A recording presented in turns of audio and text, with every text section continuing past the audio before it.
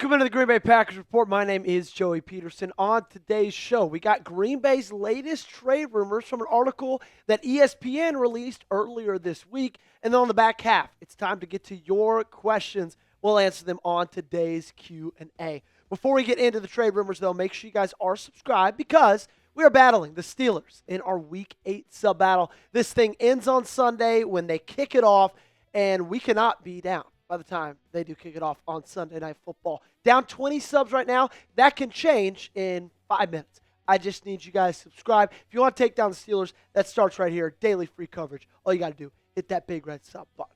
So ESPN's trade deadline article, really it does 4 things. Number 1, 25 players that are on the trade block. Okay, so they give you 25 names across the National Football League. They give you what teams they would fit in with, what's the % chance of them to be traded, and then last, they give you some honorable mentions to look at outside of those 25 guys. So for the Green Bay Packers, there's only one Packer mention. That is Kingsley Enagbare, a guy we talked about last week, a guy we've talked about this week, and a guy that we truly do believe is on the trade block, and we've known that for quite some time. ESPN goes a little bit more in depth on the edge rusher. Enagbare started in 2024, but felt the squeeze of the Micah Parsons trade, getting relegated to a reserve role. While Green Bay typically likes to keep its draft and develop talent, Enagbare probably would welcome the chance to play more elsewhere in a contract year. ESPN's predicted chance of Enagbare getting traded, they have at 25%. So they give him about a 1/4 chance to end the 2025 season on another team. For his team fits, they gave the Tampa Bay Buccaneers and the San Francisco 49ers. Enagbare is great. He's been a Packer, obviously, since they drafted him, and he's given you a lot of great reps, especially in last year Preston Smith's absence. But it does make sense for him to be on the trade block and for teams to be interested in him. Okay? If San Francisco continues to strike out among other edge rushers they're targeting at the trade deadline, I would keep watch for that team because we knew that they were pretty much all in on the Trey Hendrickson experience until the Bengals beat the Steelers on Thursday Night Football about a week ago, and Cincinnati, I'm talking about, is kind of holding him back and not really willing to trade him. Enagbare's last year has been interesting. He stepped up in Preston Smith's absence when he was dealt at the deadline last year. Was good. Wasn't phenomenal. Wasn't a liability. He was a solid player. But then, with the progression of Lucas Van Ness after his second year, he got benched this offseason. Before Micah Parsons was even traded for, he was in a reserve role behind Lucas Van Ness and Rashawn Gary. And then you add in Micah Parsons, which then just puts him a little bit further down the total pole. Do you think the Packers will trade Kingsley Enagbare? Give me a yes or give me a no in the comment section down below. Weigh in with your answer for me right now down below. All right, let's talk about another guy we've talked about a decent bit because, additionally, Green Bay was listed as a fit for Tennessee Titans cornerback Roger McCreary. He's been mentioned before as being on the trade block, as pretty much every single Tennessee Titans player is outside of Jeffrey Simmons and Cam Ward, a little bit more from Matt Bowen.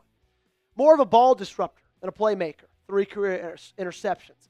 McCreary is a physical cover corner with the ability to match in the slot and tackle in space. While McCreary lacks the impact plays on his resume, his game meshes with any defense in search of an inside-outside corner who plays with an aggressive demeanor.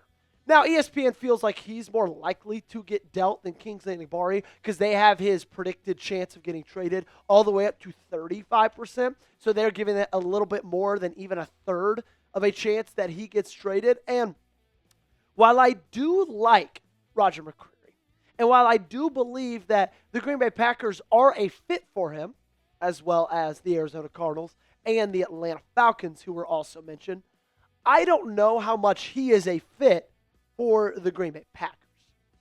Because we got to talk about what we have already talked about before, and I think we're even going to talk about this later this week. I wouldn't mind him. He's young. He's cheap. But he's more of a slot cornerback. And that's not really what Green Bay needs right now. They need an outside cornerback so they can move Nate Hobbs into the slot. Because Nate Hobbs, let's just call it what it is, has been horrible over the past couple of games. He's been probably your worst player on the defense. I think that's fair for me to say, and I'm pretty sure you guys agree with me. But part of the reason that is he's having to play on the outside, and he's more naturally a slot cornerback. And so you don't want to add another slot cornerback that keeps Nate Hobbs on the outside. You don't want to add a slot cornerback that we're going to make play on the outside because that's not his natural position either. I would so much rather trade for an outside corner to move Nate Hobbs in the slot so he's not a liability and get a quarterback on the outside that I would feel good about. Coming up on today's show, we got the Packers Report mailbag. Every single Tuesday, we put out a mailbag call, and you guys get your questions in. Well, my answers to those are coming up in just a couple of seconds. Don't go anywhere unless you're going to chatsports.com/GBLongsleeve. I made it easy to get there because I put it in the comments and description of today's video. All you got to do is click that link. It'll take you to this long sleeve t-shirt right there, which you can get for $17. It was $32. They discounted $15, almost 50% off. If you need something to do in the closet, if you need a gift for your mom, dad, brother, cousin, Christmas is coming up in 2 months. I get it. It's crazy. Get this deal while you can. Chatsports.com/GBLongsleeve. All right, before we get out of here, we got to answer your questions. Coming up first with Grady Johnson. A lot of new guys asked us questions. We're going to see some familiar faces in these, but here we go. When will Hobbs be switched for Valentine? Valentine has done nothing but improve our defense. That's a hilarious question, Grady, because we pretty much just got done talking about Nate Hobbs. And I don't know.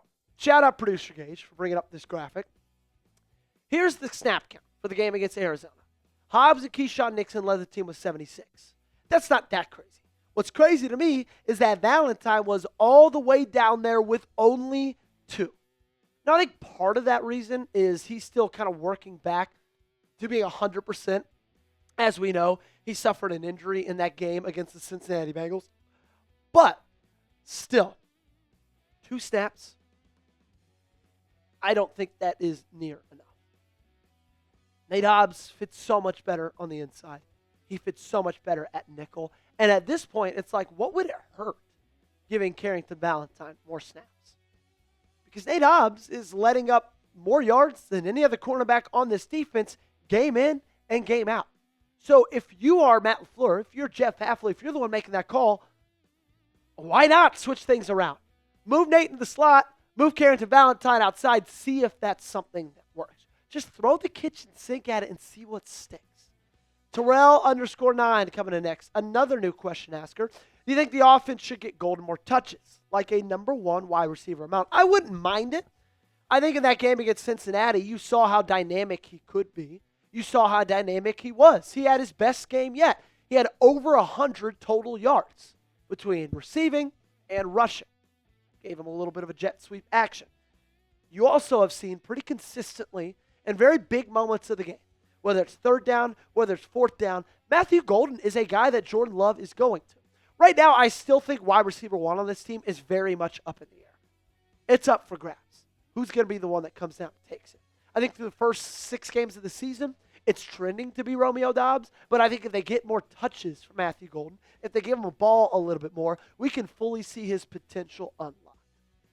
Sports Broad, 22. Who would you rather have on the Packers, Stephon Gilmore or Asante Samuel Jr.? Well, if Asante Samuel Jr. is cleared to play, I would rather him because he's younger, he's more athletic.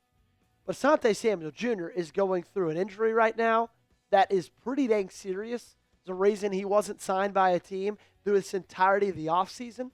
And so if that's as serious as it's seeming to be, then give me Stephon Gilmore 10 times out of 10. If either of these guys joins Green Bay, I would be happy, though, given that Asante Samuel Jr. would be joining them as a healthy football player. I think Stephon Gilmore could give you some veteran leadership. I think he could give you a veteran presence. And I think what he lacks in his athletic ability, he makes up for it in his smarts and his knowledge of the game. And I think Asante Samuel Jr. is a guy who's still got a pretty good and high ceiling. If he could stay healthy, he could be a really, really good player in this league for years to come. Jeff Stallard, 1796. What do you think the Packers' record will be at the end of the season? Do you see them in the playoffs? I think the record, we're 4-1-1 now, so you got to add in the tie. I think you win at least 12 games. So I guess that has me putting them at 12-4-1. I've seen this team not play perfect football in a very long time. And so I don't think that I think they're going to lose a couple more games. They could have lost to Arizona. They could have lost to Dallas instead of tying that football game. That Bengals game at the end was getting a little bit too close for comfort. So I think they'll lose probably 3 more, but I think they win 6 more, and I pray to God they don't tie any more football games. 12-4-1, that's my final answer.